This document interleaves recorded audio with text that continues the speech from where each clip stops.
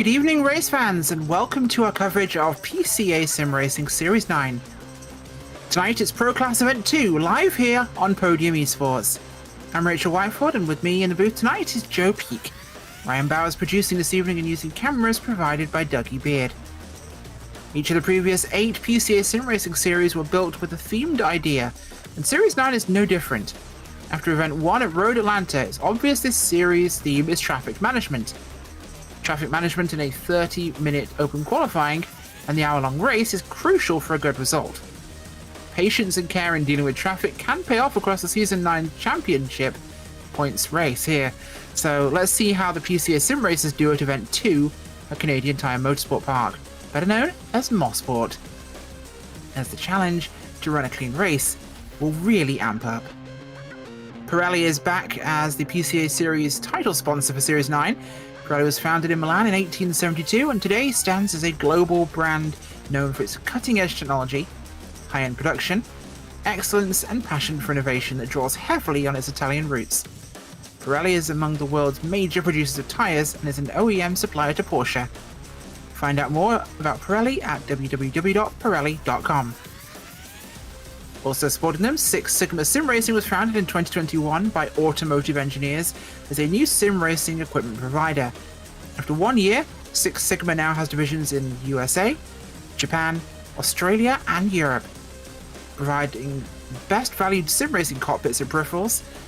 As a PCA member or sim racing driver, Six Sigma offers 10% off from the website selections and the coupon code is PCA Sim. More information about Six Sigma Sim Racing, please visit the website sixsigmasimracing.com. It's a bit of a mouthful, but they do make amazing sim rigs, so go check them out. Joe, Mosport, tell us about this amazing track up here in Canada. Yeah, this is going to be a challenge. We saw it last night as well, that it proves to be a tough one, seeing a lot of attrition as we ride on board with Liam Ritsidis here. And it's going to be a challenge mainly because of these long, extended corners. There's not much runoff in most cases around them. So when you find yourself making a mistake, it's likely going to be heading off at a high, fast trajectory. So try and keep hold of the car as best you can. This is one of the few slow corners up through here in Moss Corner, but it's one of the most critical because as you exit off, we're now onto the Mario Andretti straight. And it's not exactly straight, as you can tell, but it will be flat out. You're going to see a lot of slipstreaming here, but this is where it gets tricky.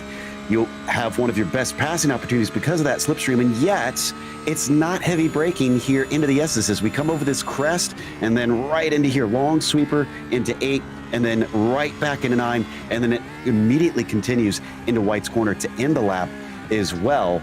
So only 10 turns, simple on paper, but very, very difficult to get that last little bit out of it, especially at this level, to try and find hundredths of a second, because we're dealing with tiny margins because there are so few corners around the lap.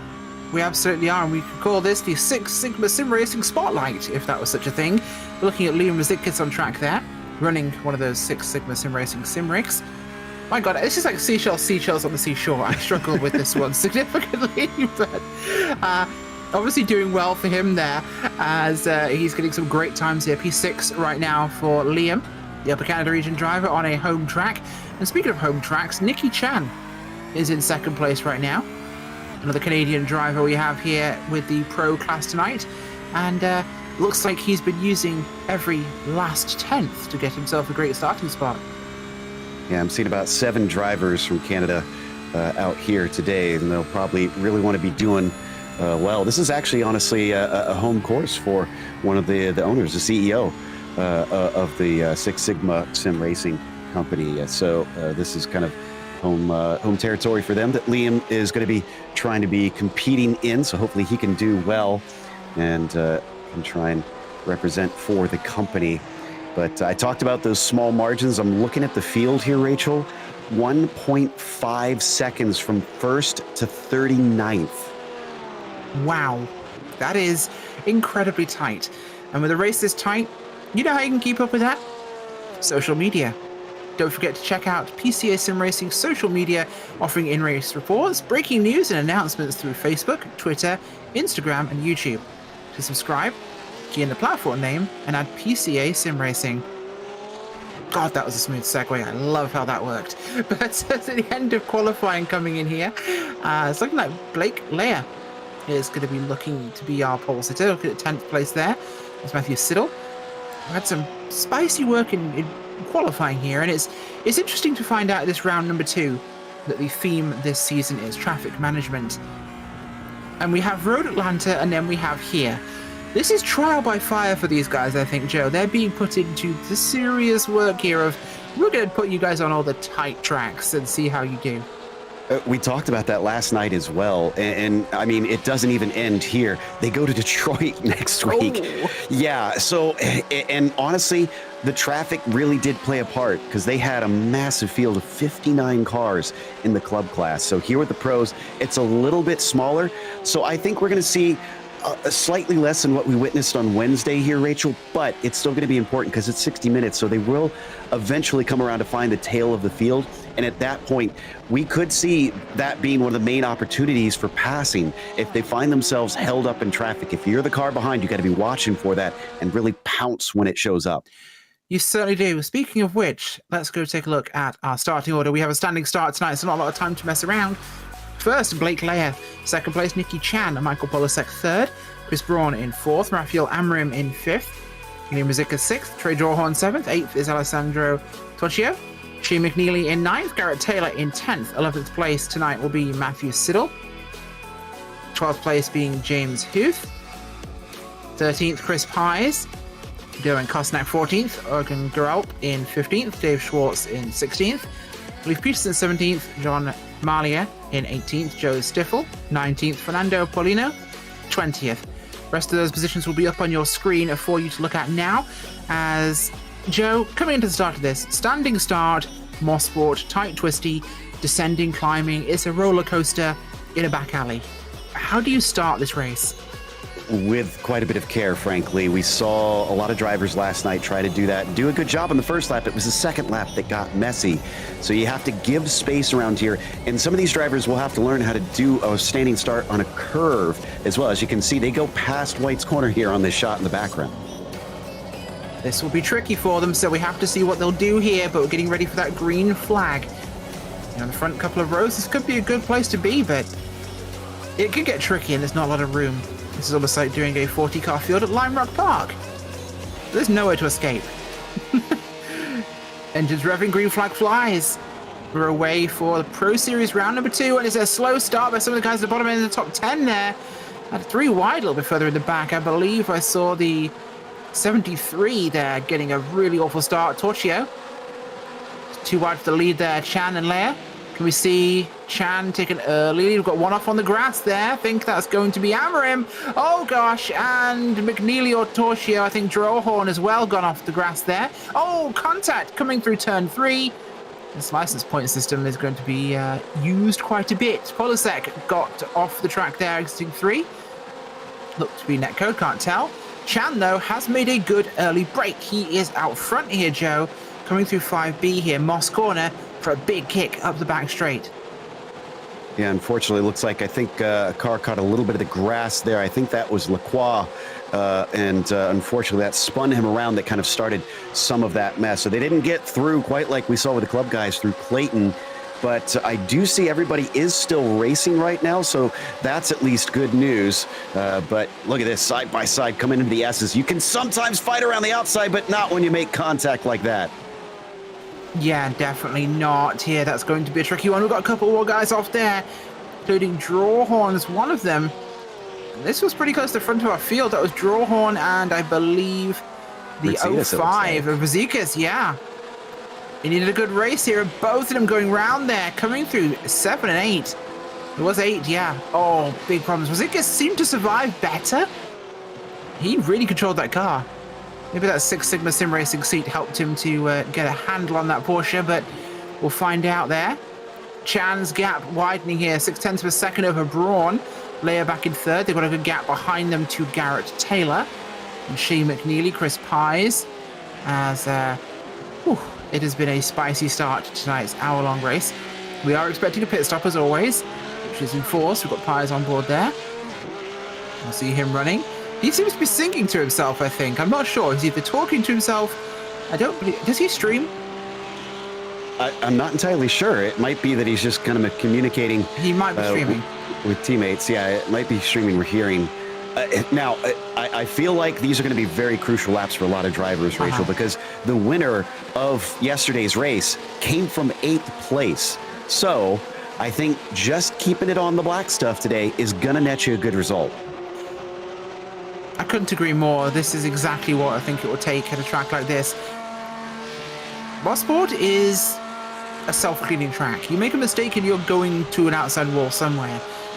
It's not forgiving. This is why they paved a lot of it in real life now, which is sad, but there you go. On board with Torchio there. Triple screens helping him out.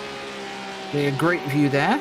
Hopefully the Red Bull t-shirt makes him go faster, but it's a difficult track to really get right here. Torchio's there in 7th place right now. He's survived so far here, but this track can be very unforgiving. It cleans you off, which typically results in more damage than a mistake ordinarily would result in. No real gravel traps here. Could it rather there? Has he got enough screens? I think not. He could do with more. Well, he's used them to good effect. He's up 8 positions. He basically avoided a lot of the problems that we saw there at the beginning, and that's already on lap 3 here, got him up to 31st. Now, he's kind of in the thick of it, it looks like, because that's Velez in front of him, and then Reinsberg behind him, and Reinsberg was one of those that also was caught up in some of the melee. Right now, though, things look like they have calmed down somewhat, although in front of them they got a bit of a battle starting to go on, and we've switched a little bit farther up to Chris Braun here in P2, who's making sure that Chan's not going to get away easily. Absolutely not. Chan is wanting that home field win, but Braun is bringing the muscle to this situation and seeing what he can do to bring change of leadership to this race. Players behind them, not too far back, but in the wings, watching this battle to see what will occur. Garrett Taylor is one to keep an eye on, as we've also got McNeely pushing through as well here. Traffic management playing an early role in this race. McNeely took that position there. Seemed to be almost donated by Taylor. Pies in that grouping as well. Tight battle there, and this is where traffic management will be important, but I think the real challenge will be in a couple of laps, Joe. When we get lapping occurring, that's going to be big, and a big field means it will happen quicker. Now, there was some communication between the pair of them. It almost sounded like Chris was just telling him that he wanted to work together with Nicky, because Nicky just gave a response of copy that and didn't attempt to make a pass. So not sure if they're just going to try and stay calm here and just rifle the laps off, since it is such a long race. But I guess we'll find out soon enough. You mentioned about Taylor, though. It wasn't quite donated intentionally. He had 2 wheels off going through Quebec, almost lost the car, and he had to gather it up. McNeely just slipped on by. That will occur sometimes, and you have to keep that car on the track to win the race. Looking back from Joe Stiffel here. Seeing what's going on towards Arthur Chan there. Robert Rattray behind them as well. Very busy track here at Bowmanville, Ontario. Honestly, one of my favorite tracks, Joe, to drive and to race especially. This place is really challenging. The narrowness, the twisty, undulating nature of this circuit, it makes for an incredibly exciting experience. Tiring, incredibly tiring, but very fun. Unfortunately for me, there's a Venn diagram of tracks I love to drive and tracks I love to call races at. This is not in the middle, unfortunately, of that diagram. I hate driving here, but I love calling the races for this reason. It is such a challenge, and Pies seems to have a good handle on it here, because he's got a nice little run on Taylor as well, but I don't think he's quite brave enough. Yeah, he's not close enough. You have to have overlap here coming into the S's to try and make a move, and as I alluded to before, you can do outside or inside. It just kind of depends. You can, but you've got to be very careful with that. A couple of guys already hitting pit road. Lap 5. Not sure if that's for damage or for an early service. That's Paulino. Ooh, black car flag. does... Oh, no, that is possibly a flag. That was repair damage. No, he got repairs there, so... He must have had too many incidents. We do have an incident limit here, and it's very small. It's only 11 before you get your first penalty. Now, he did stop in the pit lane, so I don't know if they have a stop and go, but he isn't allowed to serve. 12x we're hearing. He did get 12x there, so this is definitely a stop and go penalty. Okay, there we go. Yeah, we'll find that out. Well, of course, we'll probably find out in a couple of laps a few other penalties from race control, who are likely incredibly busy at the moment in time, so we'll leave them to their work. The first lap was congested, we'll give them that, but Braun on board here, looking towards Chan, keeping the Canadian driver very honest.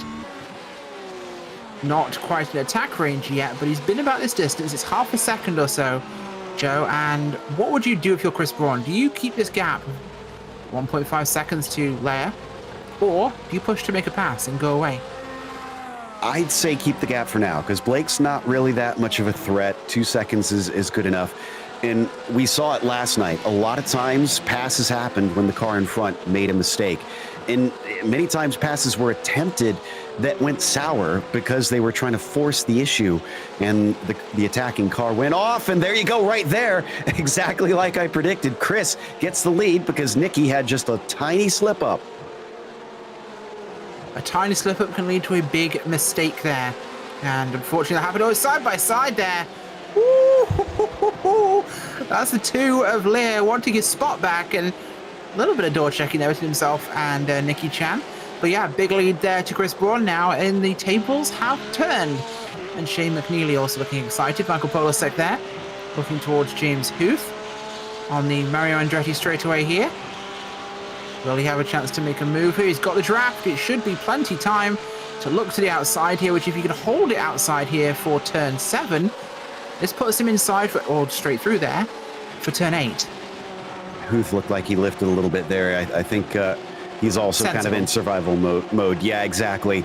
Didn't want to fight it. It's so fast through turn 8 that if you don't feel like the handling on the car is all that great, it's probably wise to just let them go. I would agree with you. I think that's probably the best option in that sort of circumstance. Just for safety's sake, you don't want to get into too much trouble, as, well, a single mistake costs you a great deal at this circuit. Looking at the clock at the moment, we are 10 minutes in, and it's already been a tumultuous race. Rose, Paulino, and Rizikis down a lap.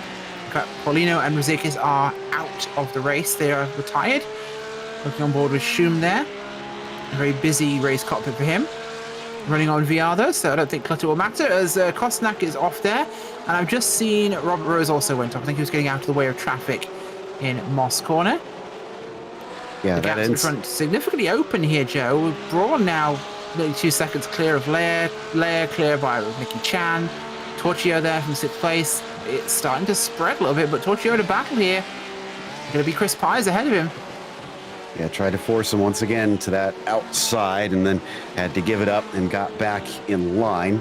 So he's definitely trying to put that pressure on with Kostanak. Unfortunately, he was trying to make a pass, and like I said, some drivers are going to find themselves on the offensive and then paying for it dearly. That's what caused him to be off the track. Just the rear slid out as he pushed it too hard down to the inside of another car. That was the mistake that will cost you, unfortunately, in these circumstances. Not much you can do with it, but as we go on here, we see them running relatively well. Polasek there, looking towards Taylor, Torchio, Pires, and McNeely in front. This onboard view doesn't really do it justice here. This track really does feel confined. You're coming out of the exit of that turn 2 there, and you're already, with that huge momentum from the drop down and from the corner, you're immediately having to keep yourself over rather than tracking out so you can brake with the speed of these cars.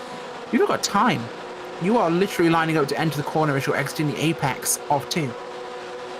This is a great run here. It looks like Polasek might be able to get this one done. See if we get another lift. Yeah, Taylor's not going to fight it hard, so he's going to give up 7th. Michael is going to take that spot.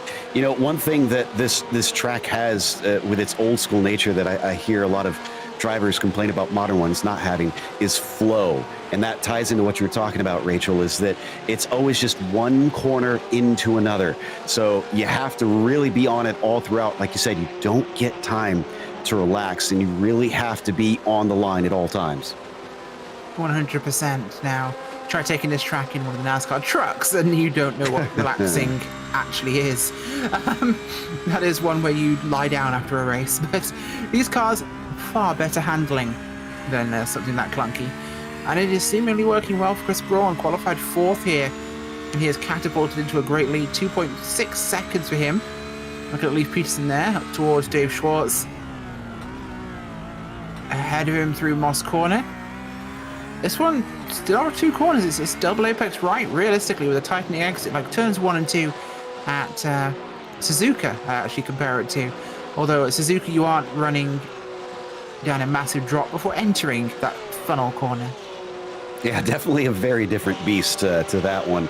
It was actually changed as they were building it, as I believe it was the infamous Sterling Moss that it's named after that suggested changing it to a double apex. And Ed Nelson here coming down into turn 8 is going to have to do it the hard way. And unfortunately, they're going to come together. That's a big hit right in the concrete between the pair of them. So that's likely them heading into pit lane to try and take their spare cars from here.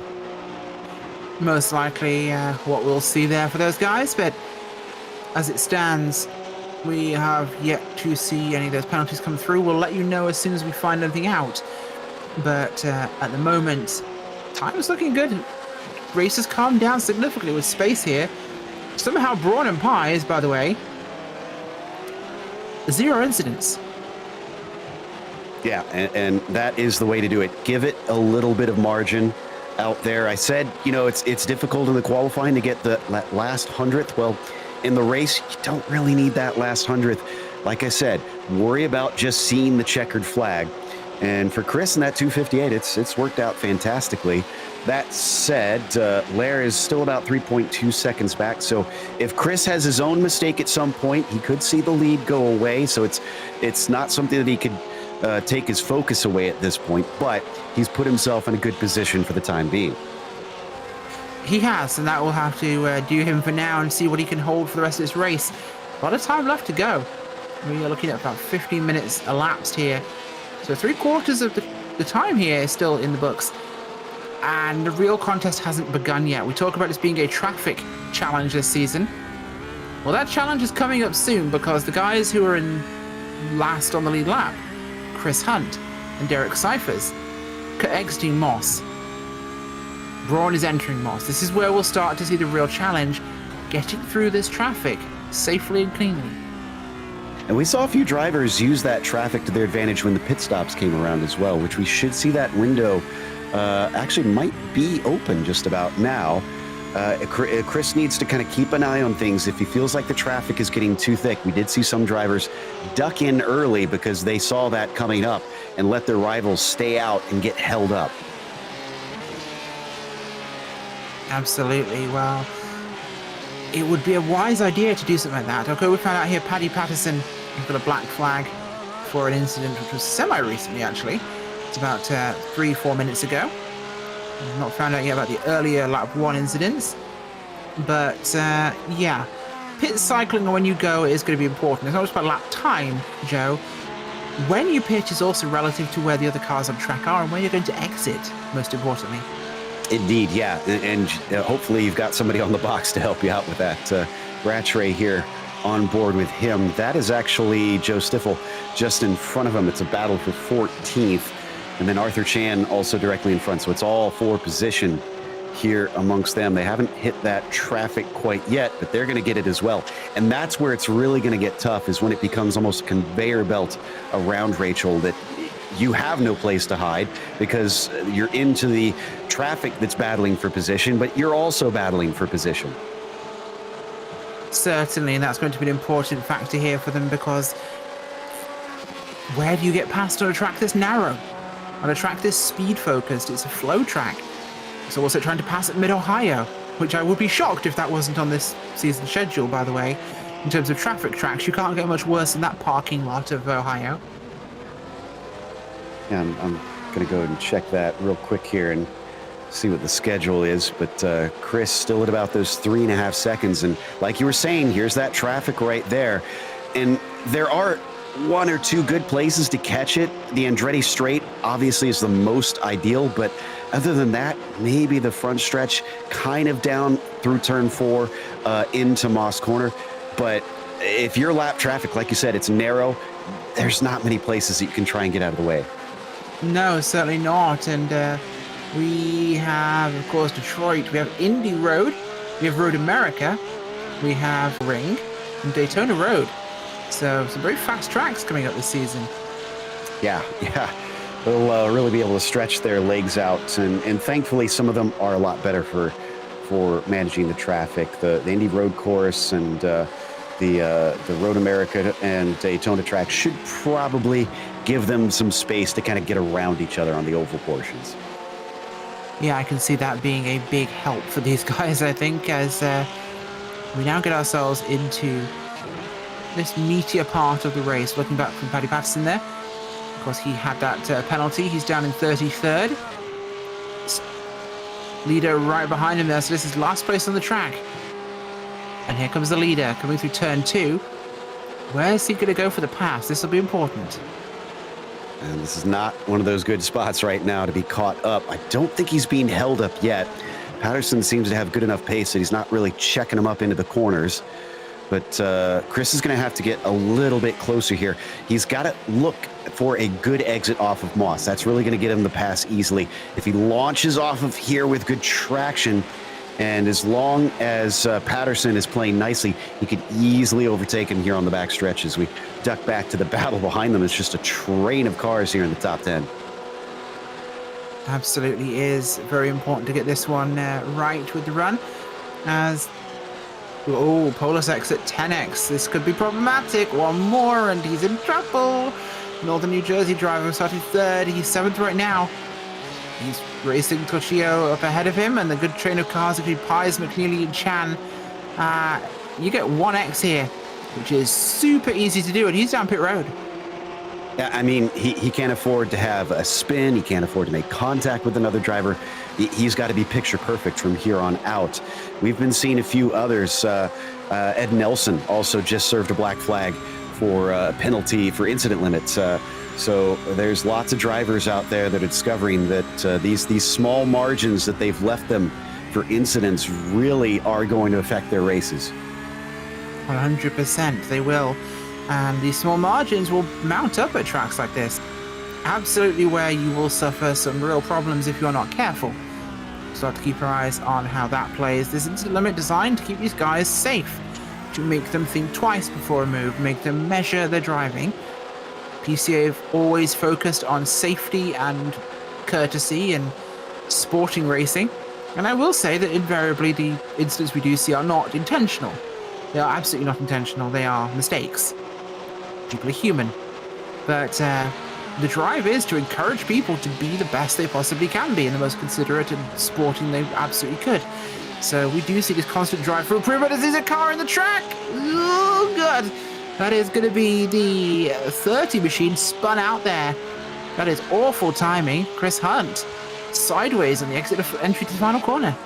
He has to wait a long time to get the car back rolling, and he's going to take it right into pit lane, it appears. Not serving any sort of penalty. He just decided now's a good time as any since he was already facing that direction. We did see that a lot as well. Like you said, drivers here really concerned about being sporting, and part of that is waiting for a safe moment to re-enter onto the track, but it's going to cost you a lot of time because there are so many cars out there. You have to wait for a decent sized gap to really get it back on, and this really illustrates it right here, our above view map. Yeah, it definitely does. One you have to be absolutely careful for. We've seen that map and how congested this track is already. That's the big problem to worry about here, is you've got to manage this.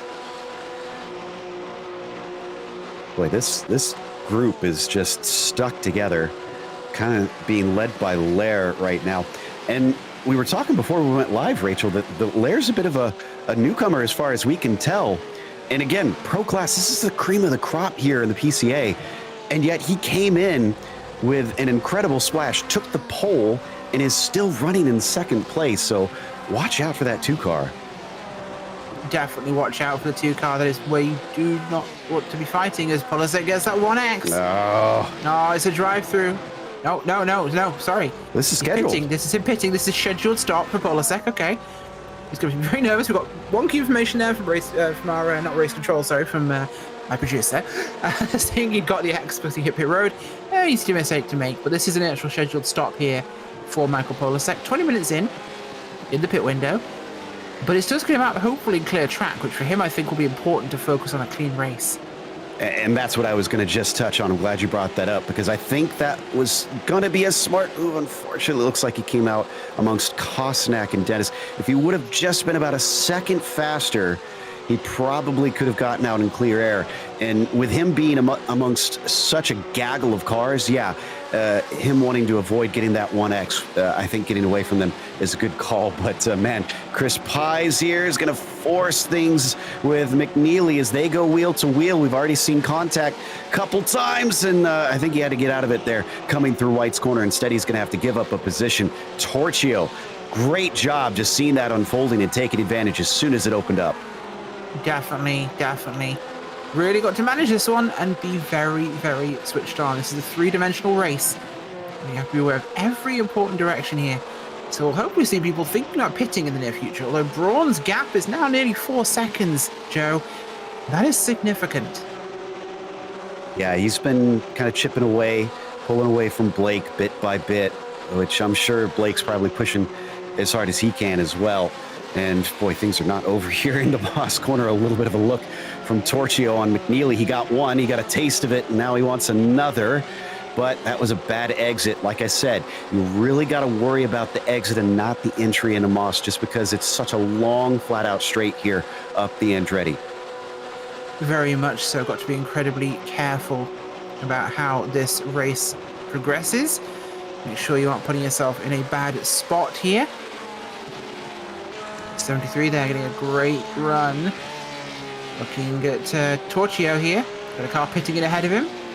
Oh, or is he? Oh, I think that was just a mistake. No. Yeah, McNeely looked like he was going to pit in. It's like he comes at the corner. Oh, he wobbled out wide, managed to avoid going off track. Saved it, and I think they thought he was pitting in from the angle he was at, so they go to pull into the racing line, only he's not going to pit road. He's, you know what, if I was McNeely there, I probably would have said, you know what, I'm I would here. have pit in too. I'm going to pit, because this is now, I'm here, I've lost the speed, might as well do it. The nice thing about sim racing is you don't have to worry about surprising your crew, because Always if you ready. come in, yeah, they're always at the ready. So yeah, I'm totally with you at that point. And maybe this is a case where he was just in the moment. His brain was probably elsewhere and not thinking, that quickly on his feet. That would have been tough to be that savvy to think, okay, let's just go in now. But yeah, it probably would have saved himself a little bit of woe, because now he's just basically lost time being off the racing line. No, I agree, and well, it will come to that, but at the moment it's about keeping this race going for them and seeing what they're going to decide to do. Braun's still not going to pit in. We're looking on board some of the guys down here towards the end of the lap as... Wow, that got spicy. Who was that? That was Leia, Chan, and Torchio. That was Leia, in fact, and Ed Nelson there. It was. He's a lap down. Yeah, Nelson just got off into the grass. Whew. Well, and this is the other side to the to managing the traffic. Patterson was the one that really had to take avoiding action, but Blake Lair was right behind them. If those two would have wrecked, then you could so easily just be caught up in it, as it looks like once again Chan and Torchio gonna go side by side here. Rachel coming up to Moss corner. Oh, yeah, not a good time to have that happen, but they keep it clean. Make it through Moss. Moss, one of the trickiest corners here, I think, of all the corners of this track. It's the biggest checkup for braking, and it's the one where I've seen the most incidents occur just from solo moments. It's a tricky part of the racetrack, although, did you know that on the run down there, if you do not turn and follow the track and keep going straight, aiming for the center of Moss Corner on the grass, there is a hump, which if you hit it, you will clear a car going through Moss. You will impale yourself in the barrier as Polasek there on pit road. That might be his penalty. He's back again. I think that has to be. I'm looking through. I don't see a black flag. 14, yeah, he's a 14. Yeah, he got a 4X. So he is unfortunately serving a penalty there. Unfortunate, but yeah, you can jump a car. I have done that in the trucks. It really scares people. We'll show you the replay here of what happened.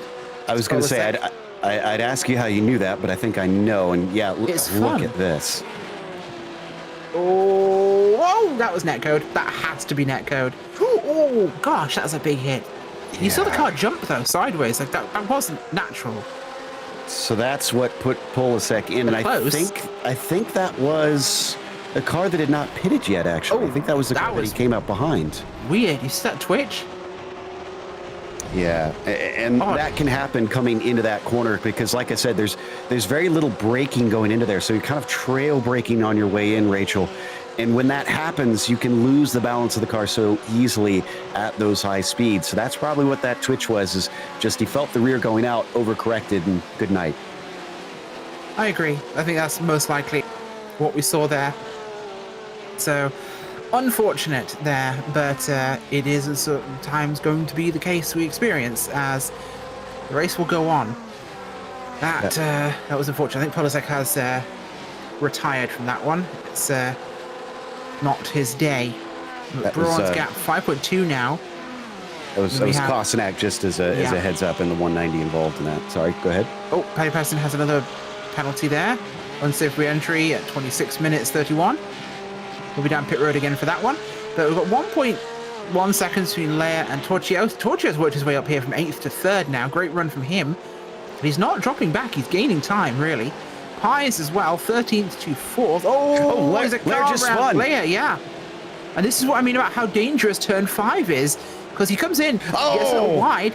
Oh, he just got hit. He came back. Yeah. It was Arthur Chan. That is going to be a penalty almost without a doubt. But this is what happens. You get loose in the middle part and you get sideways, and he backs up and he's trying to get himself going again, and he don't move now. Oh, what do you know? No. Yeah, that's a penalty. That is without doubt a penalty, unfortunately, from Blake Lair. Unfortunate because I think he thought he was clear. I don't think he saw that car coming up on his right. Again, this could be a disadvantage in terms of how these drivers are viewing this sim. Are they on a single screen? Are they on triples? Are they on VR? Is it a quick glance to the side, even head tracking? Is it, unfortunately, just not the angle you could see? It's one of those moments, and you have got the relative screen, of course, so it depends, but that's without doubt a penalty, unfortunately, there for him.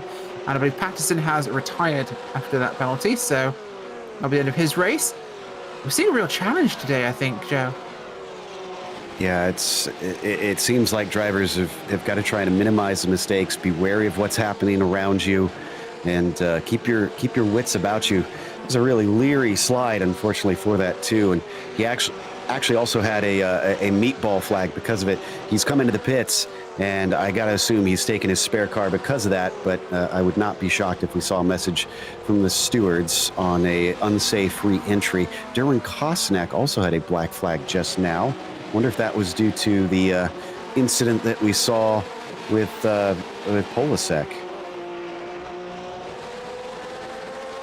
Very much so. Well, this has definitely been a busy race for us tonight. Things are on the warm side in terms of a difficult track, I think, here. Torchio did a second place here. This is huge for him. 8th place on the grid to 2nd now.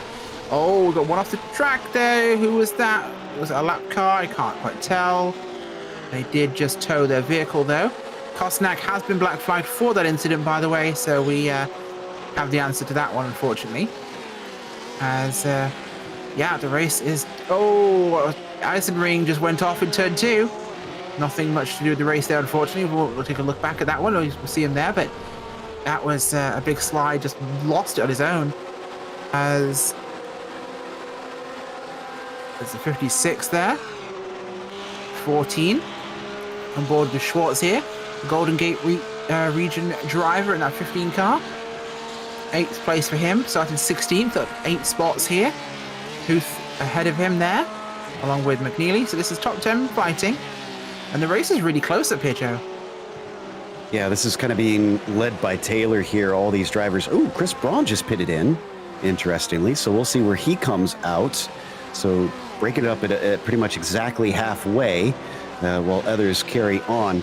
But behind Taylor, you've got McNeely, you've got Huth, and then Schwartz, who we were watching there. I think this is actually the same train that we saw earlier in the race. It's just dwindled down significantly. I believe so, yes. I think that's what we're seeing here. But it's going to be a balance here in terms of what we see with the final evolution. I think at the moment, it is definitely a busy track, leading to some unfortunate circumstances. We've got another one off there towards the front of this grouping. Who was that? I think that could be one of our lead cars. Oh, is that Nicky Chan? Chan, it was. Chan. Another incident in Moss. And he did exactly the same thing as Lair. He just went wide in the middle of 5A and B. Fully on the dirt this time, so he went straight. But he manages to hold it. He gets it round, and he should be able to safely rejoin here. In fact, he does. Yeah, that's a tough one to call. Because he joins the track, but he doesn't. He's rejoins the track somewhere this car's coming, but he doesn't cause any major evasion, shall we say. Ooh, James Huth just went in. And Arthur Chan, who we saw involved in that incident with Lair, is now caught up to the back of Nicky. But looks like the two of them going to stay put there for the time being. And 27 minutes left to go. We gotta essentially do this all over again, Rachel. We absolutely do, yeah. 27 minutes. So it has been a very, very busy race so far. And we are at our official halfway point in tonight's race. Driving technique, car setup, and telemetry analysis. These are just a few things you need to squeeze every last tenth out of your lap. Join our very own physicist, Nicky Chan, who you may know from his P4 finish in last season's Pro Class, as he explains all this and more in scientific and easily digestible YouTube videos at lasttenth.com. Watch today so you can enjoy squeezing every last tenth off your lap time and beat those personal bests. Last tenth, better car, better driver.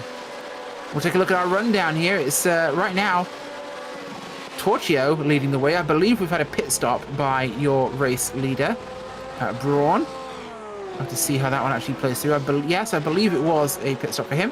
So Torchio with Pies in second, Taylor in third, McNeely fourth, Schwartz in fifth, Rattray in sixth. We've got 7th Joe Stiffel, Nicky Chan in 8th place, Arthur Chan in 9th, Gralp in 10th.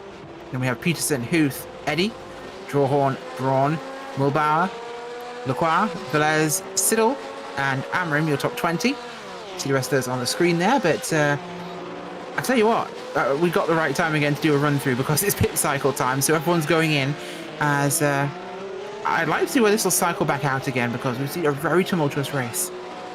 Well, I think the cycle is working for Chris because the 258 car has basically been running completely by himself after his pit stop. So I don't know if he did actually have somebody on the box or if he just got lucky, but it was the right call.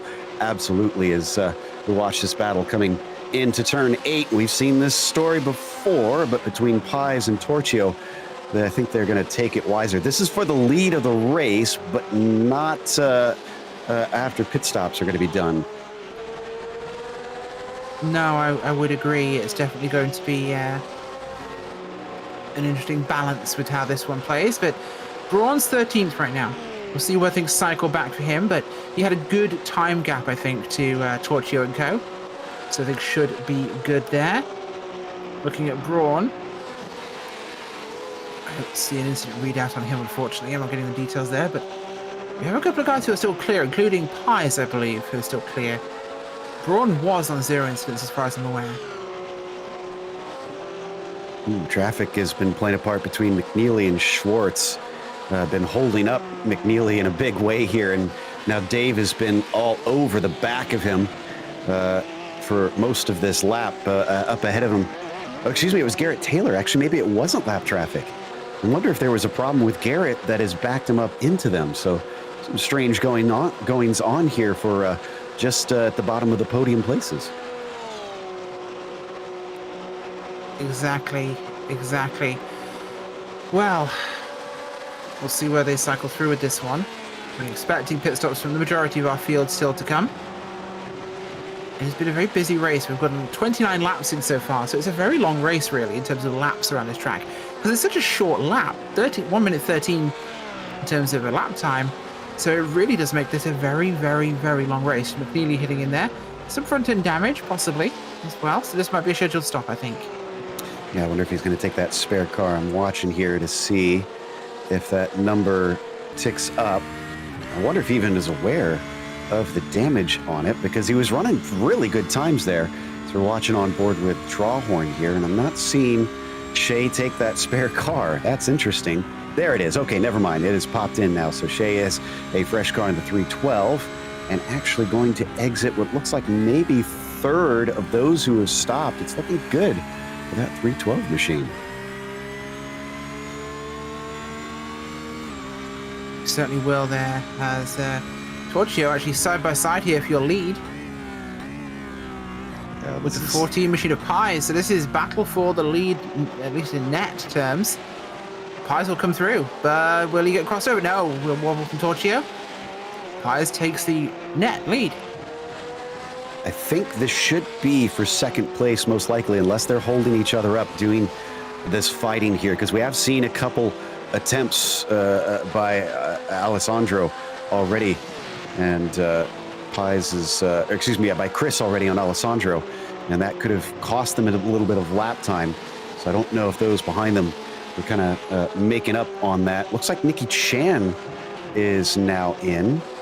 So we're seeing more and more of them duck down to pit lane, but it's been a slow trickle, interestingly. There's really not been a massive exodus that everybody's kind of thinking the same strategy on. It's been kind of very, very spotty, Rachel.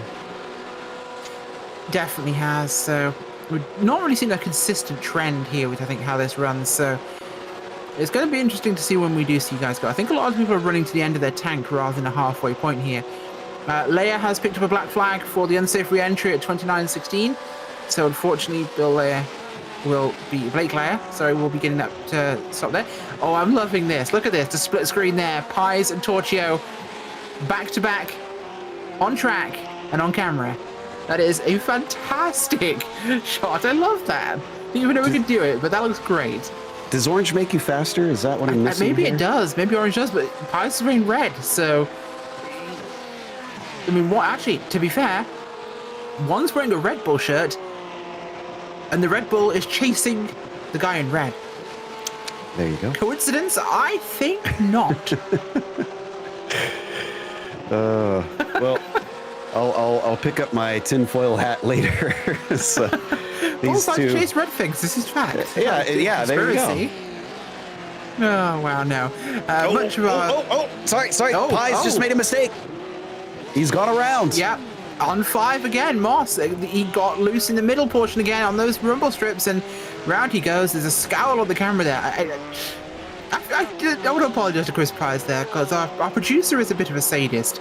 The time when you want to show someone's face cam is not after they dump it off the track. Oh, that's a perfect time.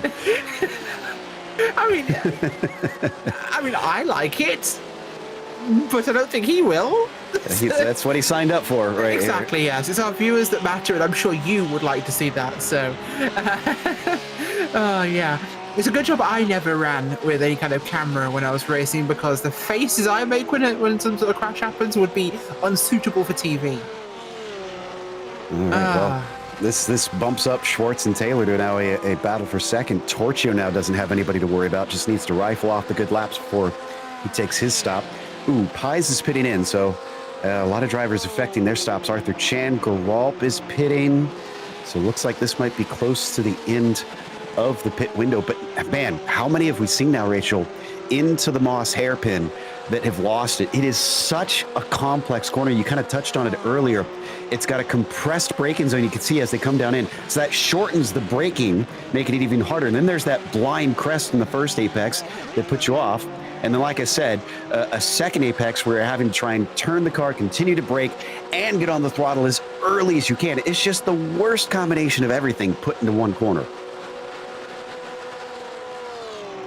Absolutely. Well, these things will occur, of course, but I think we'll have to see how this one plays out there. Oh, Torchio pits. Yes, he does. Torchio's finally coming down pit road for his service here. We'll see what time he gets. It's like Taylor and Schwartz. Stiffel's going to stay out, so this is pretty much the vast majority that have now taken their stop. So yeah, I think we're getting to the end of that window. Drawhorn is going to join them. But Torchio's, I think, the critical one here, Rachel, because we want to watch where Chris in the 258 winds up in comparison to the 73. Well, Braun, for this factor, is already crossing the start-finish line, and Torchio is still in his box. He's just exiting, and through Braun will go. No real contest there. The time should be what it was before the pit cycle started. Yep, so back into second, and Huth will wind up behind him. So there's your podium, Braun, Torchio, and Huth hopefully, as long as nothing goes wrong between them, because they've got a pretty decent buffer to those behind who have all pretty much stopped. We just need the 003 to finally run out of fuel here. Yeah, absolutely. Well, it's going to be busy, I think, at the moment with how this one will play. We'll see Torchio coming through. He's not scored as leader right now. Braun is, so they should cycle back through as well. We've got a couple of those guys to cycle at the moment. I'm not sure if Schwartz has pitted yet. He's still behind Braun. Pretty close, so this might not be a stop yet. It's Stiffel in there from the lead. We had an incident on the front stretch, though. Eisenring and Schum, unfortunately, coming together after Schum had a spin. It was just kind of a wrong place, wrong time thing, and poor Ed came in and didn't have anywhere to go to try and stay out of him. Looks like Ed's able to keep running, but Schum had to take a toe. Too much damage on that one. Yeah, I think so, indeed. Unfortunate, though, for the moment that he will have to go that way, but we'll see it play for the moment. And our cycle Stiffel's on pit road, so that's cycling through. Braun will be our overall leader again. A lot of traffic from still to handle here, and we have 16 minutes on the books remaining, so quarter of the race left to go. And it's been incredibly hectic so far. 23 on the lead lap here still, Joe. And it's been a big time variety, I think, in the race compared to qualifying. Yeah, I think that's been the difference maker. It's one thing to get that hot lap in. It's a whole nother to try and be consistent and stay out of trouble like we've seen as they fly down here into turn 4 once again. Nice little fight between Chan, Stifel, and Geralt. This is for, I believe, 9th position here. So all three of them in a nice little tussle. And Nicky Chan, unfortunately, not doing as hot in the race like you just touched on before, Rachel, as he did in qualifying, because he was on the front row. He has lost 7 positions, and he's actually the only one in the top 10 that has lost positions. Yeah, that will be an impact, I think, because we've really not seen that happen for many people so far. Chan, though, has had a rough race. He's recovering. He's in 10th, at least the top 10 here. So it has been a serious recovery drive. Blake Lair is, I believe, all the way back in 22nd for him, unfortunately. So these big climbers, though. Leif Peterson, is he pitted? Yes, everybody has pitted at this point. Interesting, worth noting, I think Chris Braun has been having trouble with that traffic that we've been talking about, because it was a much bigger gap, and it's come down to about 2.5 seconds. So I didn't see any major incidents, but I did see Christian Rava kind of in front of him for quite some time. But this might actually be a smart call. Yes, he gave up some time, Rachel, but Braun also has a whole car right now. If you try and force the issue on a lapped car, sometimes that can be race over in the blink of an eye. Absolutely can be. So one to definitely pay attention to, I think, as we'll see if they can do it. Shane McNeely has retired, by the way. We've got that news too, as did Rodney Campbell. Arthur Chan, 24th to 7th, big for him. Leif Peterson, 17th to 4th. And we also have 19th to 10th for Joe Stiffel. So a lot of big movement for some of these guys. 27th to 13th for Robert Rattray as well. So it seems like, in some cases, slow and steady wins the race. Or at least get to a good result. Indeed. Remember, I mentioned that last night, 8th place won the race in the end. And right now, we've got the driver who started in 4th leading the way. By the way, hardest charger, though, Lyle Eddy, up 20 positions from the start. That is absolutely great in terms of movement for him. So, definitely the way to go, I think, in some of these cases. Jacob Schum picked up a black flag for an incident a few moments ago as well. As Eddie is up 20 places, Lair's down 20 places. And the gap, by the way, from Torchio, during the pit cycle, he's gained 3 seconds on our leader, and it's coming down 2.2 now. But Torchio's discovering the same thing that Chris did. He's losing that time because he's having to try and pass by Christian Rava. I don't think Christian's doing anything wrong here. He's sticking to his racing line. He's just not leaping out of the way of these drivers because he's running his own race, and he's up 14, so I really don't blame him. And I haven't seen him doing anything really honestly all that untoward. So, yeah, it's just been a case of, you know, he's not just trying to go out of his way to try and get out of the way, literally, of these guys.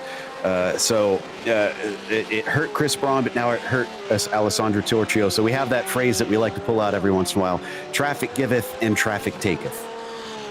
I think that's probably the fairest statement you could possibly make there. Yeah. Traffic does giveth and taketh away. If anything, it is the most fickle mistress of the racing world. You need to be able to work with it, or it will work against you. And no matter how fast you are, if you can't work with traffic, you are basically screwed. It is just the integral part of racing. If you're going to be fast, you're going to have to deal with it. This looks like this is for 5th place. This is Taylor leading Schwartz and Arthur Chan. So the top 5 stat that these guys are all trying to vie for and really pushing the limits of the track. You can see the dirt kicking up coming out of White's corner there, that Taylor really went pretty far wide. You got to be careful for that, because with that pit wall to the right-hand side there, I've seen plenty of drivers, and I've done it plenty of times myself, where if you clip that grass, it's going to spit you right into that wall. Absolutely will. Definitely want to be focused on there. I think Braun's still at 0x, by the way. Our race leader. Oh my God. 4th on the grid. It's just not fair. Yeah. He's doing a fantastic job here. That 258 is absolutely punching every box tonight. He's got a flawless one so far. It's the Peterson as well. He's the beautiful date at the dance that can sing and dance and just has everything perfect going on in their life. You can't help but be jealous. Did you have a bad experience when you? I'm not saying, but I'm just saying, okay? Just saying. Got it. I get it. Don't worry. Torchio in 2nd place. That gap's come back up now to 3.2 here. 10 minutes on the clock remaining. We'll see what it comes to across the line there. Is it going to be different? He's lost another 2 tenths. So Chris Braun has found something left in the tank here. I don't know what, but he's got something else again. Schwartz there on the back of Garrett Taylor. 5th and 6th place. Really go. Oh, whoa, Torchio binned it out of turn 2. Massive crash for Torchio. You could say he Torchioed that car. I'm sorry, that was terrible. Fortunately, he did. Yeah, he got loose. He got all wide on the exit, caught some dirt, and round he goes, and bam. Unfortunately, that is one of those things that absolutely can happen at turn 2 at this track. It is a horrible corner because it wants you to run wide. It absolutely wants you to run wide, and it forces you into that sort of position, really. You've got no choice about it, and once you're on that line, you're really committed, and you can't do anything about it. But he's going to drive it through, going to get that repair done, and he's going to back on track here and see what he can recover at the end of this race. It's not the first time, unfortunately. We didn't cover it, but I did see him have an off all 4 wheels in turn 1 some laps ago. He was pushing hard, and like I said, you kind of have to go at 99% here. You can't go 100% all the time, because the second you hit 101% and you step over, you're risking the car. And he's obviously done it a couple times, and eventually he ran out of luck. And into the wall he went, and he actually got a meatball flag because of that, so he had to come in, and he's going to have to take his spare car, so he'll lose even more now. Sadly, he will there. Stiffel also on 0x, by the way, so a great run for him. Look at the battle for 10th place here. What are we getting from this? Trey Drawhorn there. Drawhorn looking up towards, going to be Geralt, just ahead of him. Let's see a battle here in the last moments. Ooh, look at this for 4th place. They got promoted up a position here, Taylor and Schwartz, because that issue for Torchio. Also worth noting that Peterson in front of them, he's up 14 positions, and he's ready to spray the champagne today again, because he just kept plugging away and took the tortoise to everybody else's hair. I hate to say it, but it works. It's not glamorous sometimes, but it is absolutely effective in a world where you are only rewarded for the end. How you get there doesn't matter. So it's going to be one of those situations, I think, where you have to balance what you're working with in these sort of circumstances. Oh, Torchio, not sure if he already used a spare car in his pit stop or what, but he has retired, unfortunately. So that's his day done. And if we have a third join here, yes, we have. That's Arthur Chan. So three-way battle now to decide the first step off the podium. And Garrett, I'll get the name right, had to go defensive there into Quebec. And you kind of feed your way out on that one because it's an opening radius on there. So that was probably a smart move. It's hard to try and make a pass around the outside through there. Absolutely is difficult to get that sort of positioning completed. Really doesn't lend itself to working with it, but busy side by side here. Can they keep themselves balanced? Last thing we need is a mistake at this stage of the race. Nearly through wide there. Oh my gosh, some pushing happening as well. Whoa, Arthur Chan there. I think he thought he was NASCAR because bump drafting was happening. Let's go, boys. This is great. Yeah, Schwartz made a very late move to cover him. I don't think it was in reaction, but definitely caught Chan out. And I'm really glad that didn't result in an accident because you're running, gosh, what speeds are they over there? That's almost 150 miles an hour when that happened. So that would not have been a small accident. Not even slightly, no. So they managed to keep it together, which is respectful, but I think there's some lines... Oh, no, Chan's off. You spoke too soon. Oh, he had a bobble through Clayton corner. And another snap oversteer moment.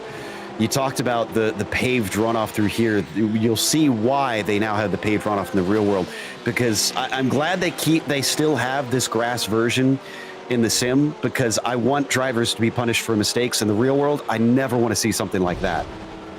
No, it just encourages too fast an exit from the track and towards those barriers, which means there's no real safe way to do that. Of course, we have to focus on safety in the real world. In the sim, we definitely do not, because yeah, but unfortunately that will be what we have happening in that moment. As 6 minutes on the clock, still Braun, still plugging away. Second is Huth, with Peterson, Schwartz, Taylor, Pies, Chan, Stiffel, Drawhorn, and Geralp, your top 10. And those times ticking away. Can anyone bring it to Mr. Braun? I don't think so. It's not looking like it. Huth now, as far back as he is, just seems like all he has to do is really keep it on the track from here and get it to the finish line. Easier said than done, based on what we've been seeing, though. We've been seeing, I don't want to say silly mistakes, but I'd call them simple mistakes, Rachel. Drivers just overcorrecting the car, overdriving the car, things like that, that at the end of a 60-minute race, because they've been concentrating so hard, probably some mental wear being experienced out there. And I think that's what's going on, is the drivers just letting themselves have those tiny slip-ups instead of keeping the focus on here at the very end. I think so, yeah, you're right. And it will bite you, unfortunately, in the end. You have to be very careful with it because, well, you see exactly what happens if you don't. It will cost you. So slip-ups are something to be really worked against. You need to do what you can to avoid it, and unfortunately it has cost quite a few of our drivers here today. You back from Mulbauer there, 15th place. 19 cars lead lap, by the way, at this time. That's Mulbauer, Lacroix, and Siddle racing in that grouping. Or Cyphers, I believe, actually at the rear of that one. Actually, I'm corrected. Busy section of racetrack here. Moss Corner has been a big taskmaster tonight. Yeah, it's definitely picked up a number of victims out here, so I think the drivers need to try and respect it for the rest of it. So Mulbauer just trying to take the straightest line here up the backstretch. He's not trying to break the draft there of Lacroix. So that's natural what you're seeing of him doing as we ride on board with Dennis, the third in this little battle. But he's not really involved right now. If I was Dennis, I'd maybe keep giving them this little bit of a gap and wait for that battle to start to erupt. If it doesn't go, maybe try and get up on them in the final lap. But right now, give them space just in case something happens between them and you have time to react and just snatch those positions up easily, such as right here. A little bit of going wide, and they're going to go too wide.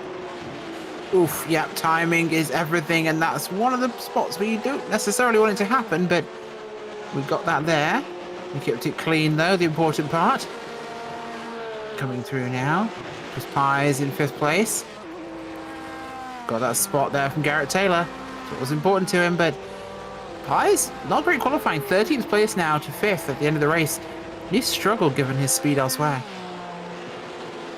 So it looks like, unfortunately, Mubauer lost that position, and Lacroix is up to 15th because of that.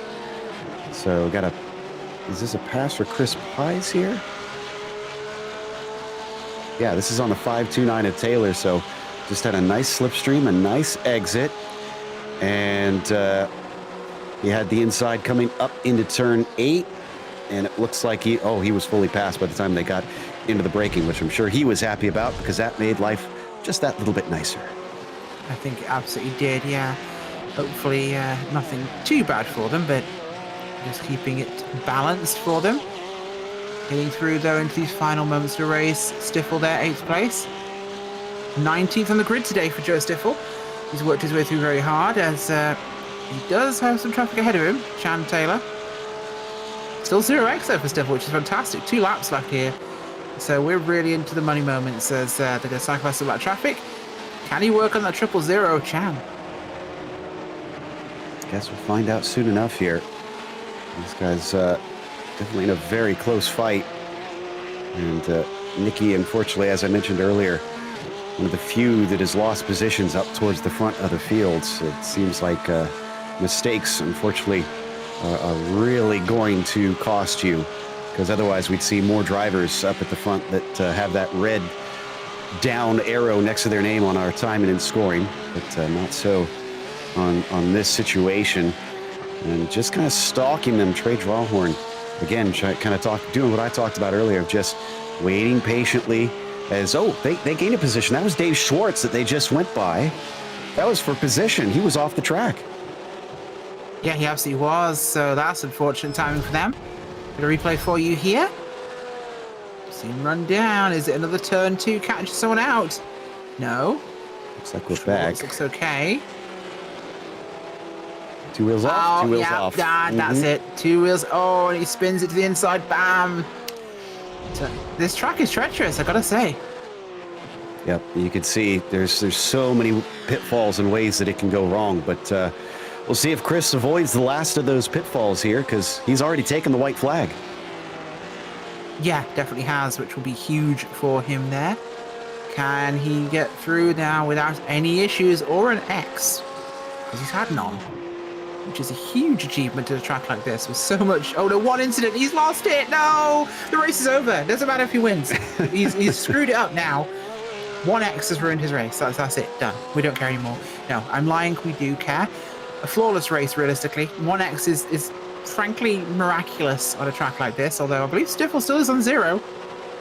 Is he the real winner? We'll let you decide. But Chris Braun now coming up the Andretti straight for the last time here. Do 7, 8, and 9, and 10.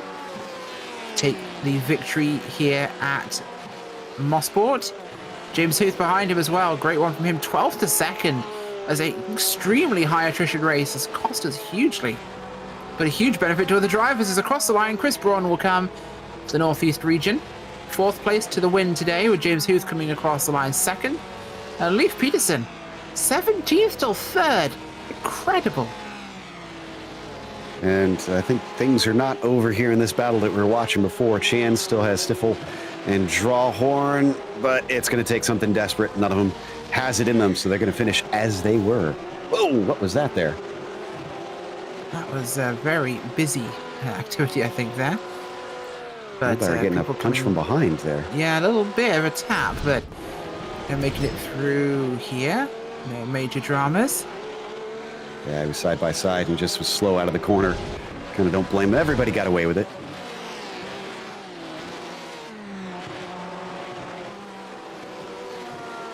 Cleaning through, no problems.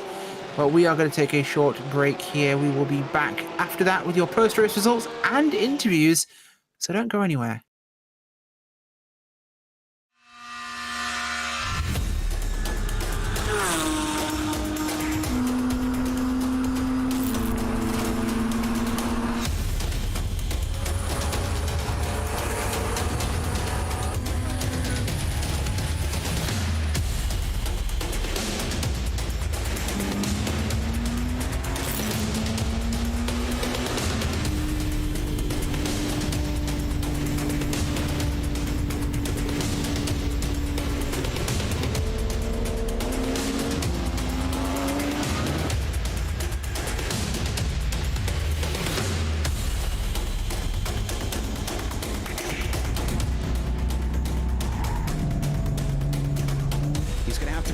earlier if that's going to be the case. He's actually got a nose ahead as they come down into the braking zone. He's going to do it the hard way.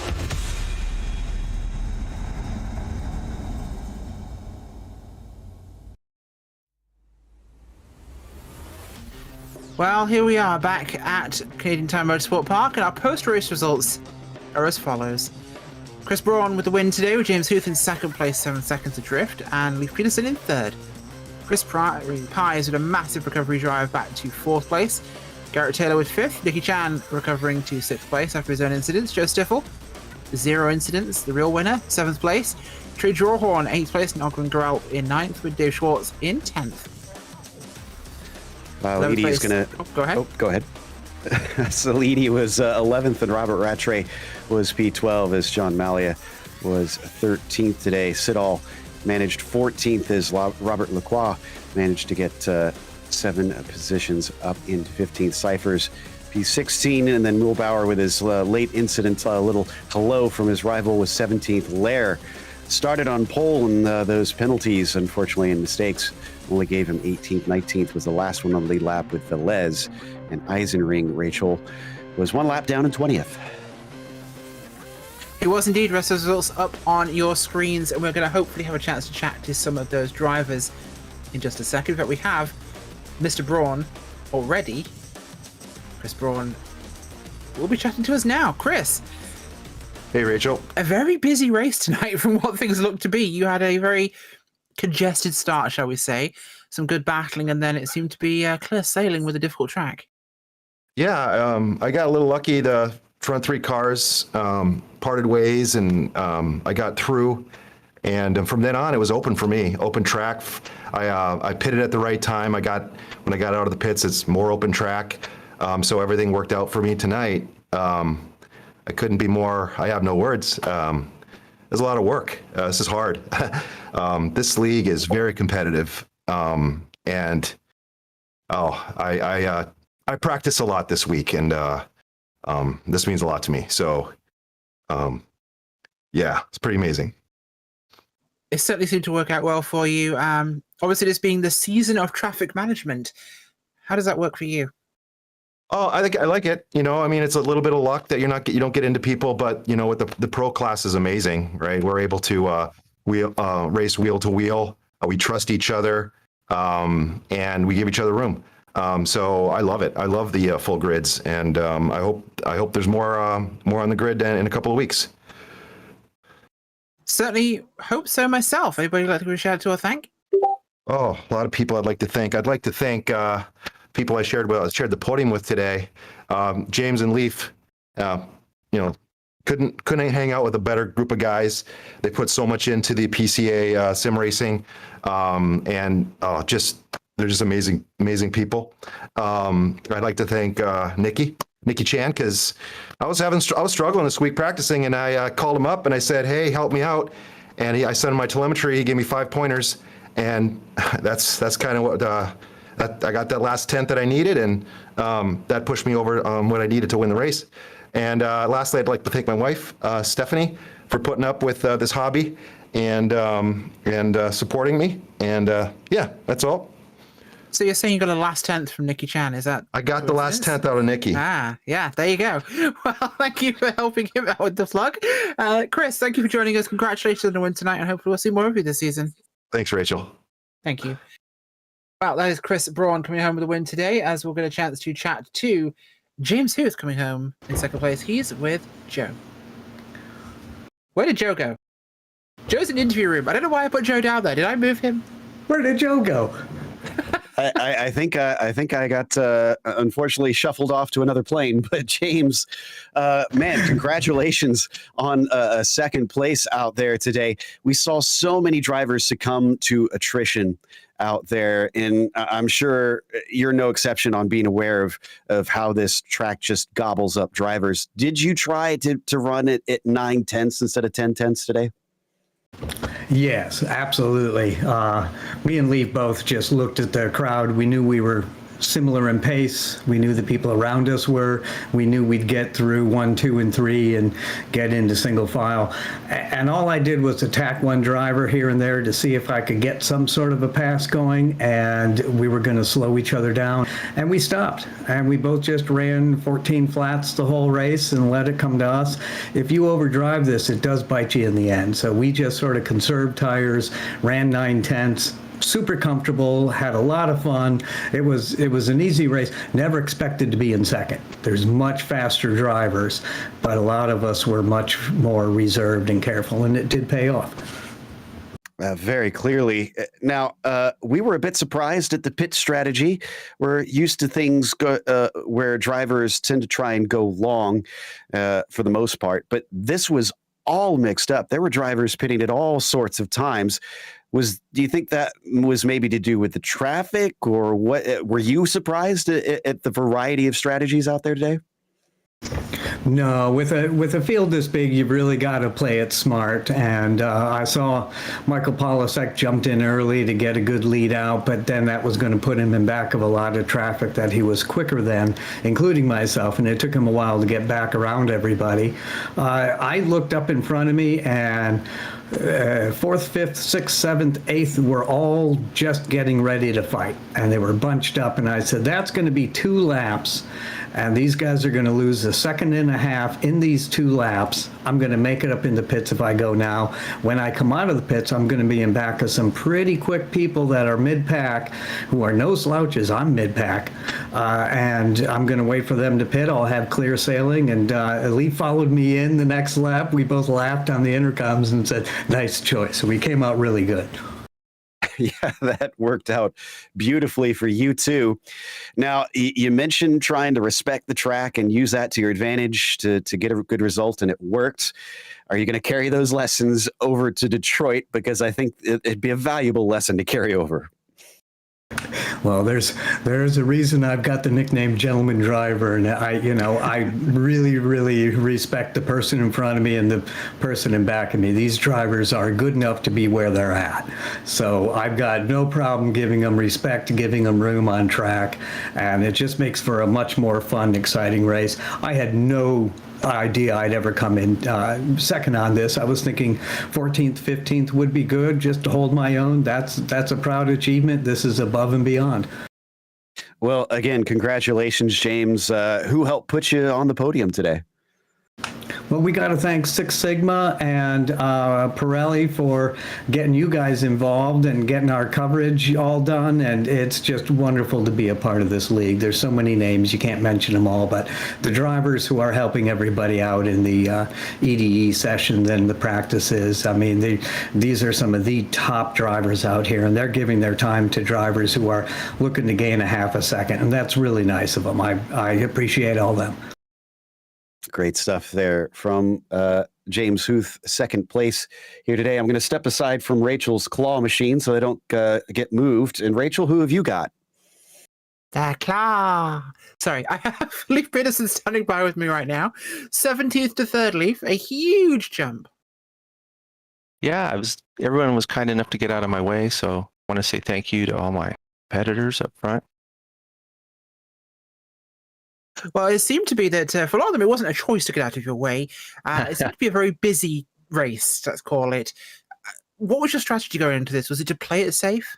Yeah, after Road Atlanta, it's just way too competitive, and there's a lot of new guys that haven't driven with before. So I just played it ultra safe the first lap, and that paid off. I think I jumped 6 spots in the first lap, but yeah, and then everybody else.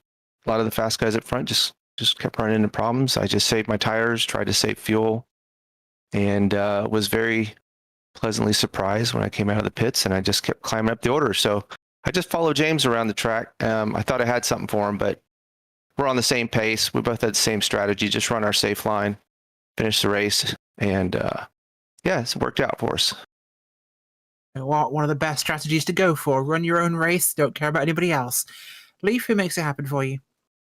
I want to shout out to my teammate, my race team, Billy Smith, all my friends and family watching. Shout out to Pirelli, Six Sigma, If I have a stream for next week's race at Sebring, I'll be sure to post it in Discord. Oh, wonderful. Thank you so much for joining us. Leif Peterson coming home today in third from 17th on the grid with 0 incidents. A fantastic drive. Thank you so much, guys. Great job tonight. Well, we'll be seeing you back here at Mosport for the sport class at 9:25 Eastern on Wednesday, October 26th, live here on Podium Esports. We'd like to thank the PCA Sim Racing title sponsors for Series 9, Pirelli and Six Sigma Sim Racing, as well as a huge thank you to LastTenth.com, Better Car, Better Driver, I seem to help out some of our guys tonight. A big thank you to the steering committee at PCA Sim Racing, and a huge thank you to our team tonight, Joe, Ryan, Dougie. Also, none of this would be possible without those behind the scenes at Podium Esports, Ryan Bauer, Gary Sexton, and John Theodore. Thank you so much for watching tonight's broadcast of PCA Sim Racing. I'm Rachel Whiteford, and I'll see you on the track.